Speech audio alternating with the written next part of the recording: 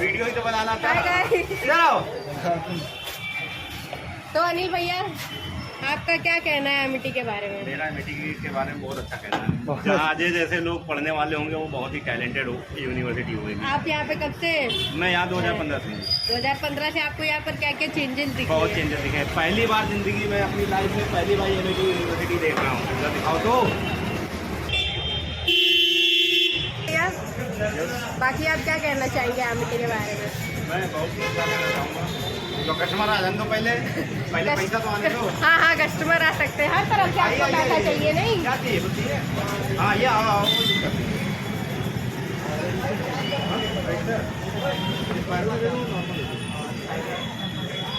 ₹3 का होगा, ₹1